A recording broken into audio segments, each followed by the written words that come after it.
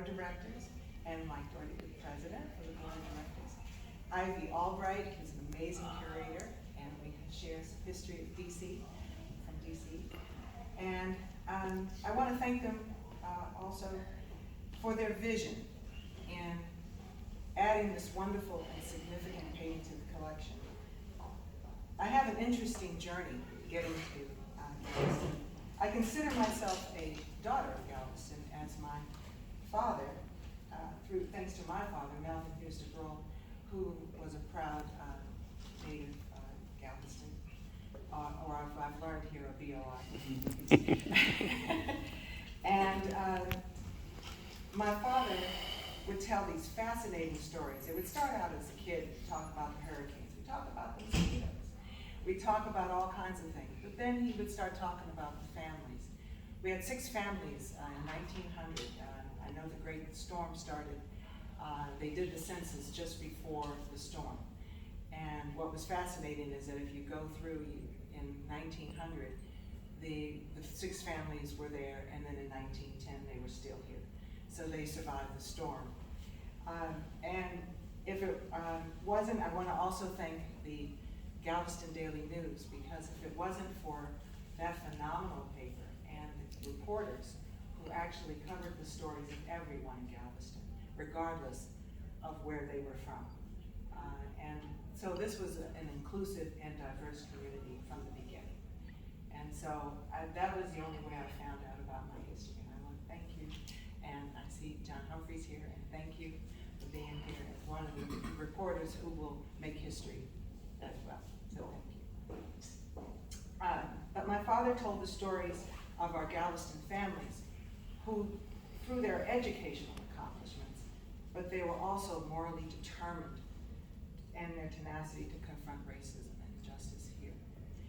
And over the past 20 years, I have been doing my ancestral family tree, and again, thank you, Galveston Daily News.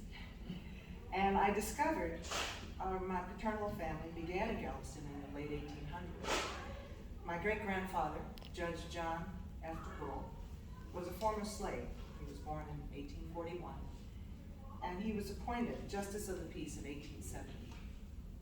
He continued his career as an alderman, a union organizer, and a member and officer of the Republican Party conventions during that era.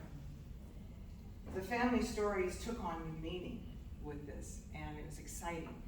And every time I would keep finding new stuff, and Ancestry.com just adds stuff as it comes along. And so it took years to finally get all of it, but I'm sure there's so much that needs to be archived, and there's an archivist too, so we appreciate you as well.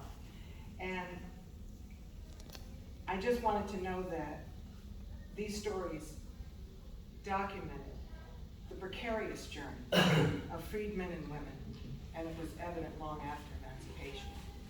So it has a special place in my heart here at Galveston, and Ted and I connected over Judge John DeBrule and his union organizing, and he actually worked with Ruby, I think Nelson, and also with this organization that tried to organize the stevedores. The year is escaping me, but it was sometime around 1890s, I think. And they were actually organizing to make a better workplace for them, and also to allow them to work onto the docks. And so he was that we organized for the Jack Johnson stevedore, Galveston stevedore, a portrait by the renowned artist. And this way, I recognize the importance. What this painting means to me is that it recognizes the importance of the struggles of my family and the families on the African American men and women of Galveston during those early post-slavery years and beyond. So I want to thank you all for having me here, and I'm so excited. Yay! I'm actually seeing the paint for the first time in person.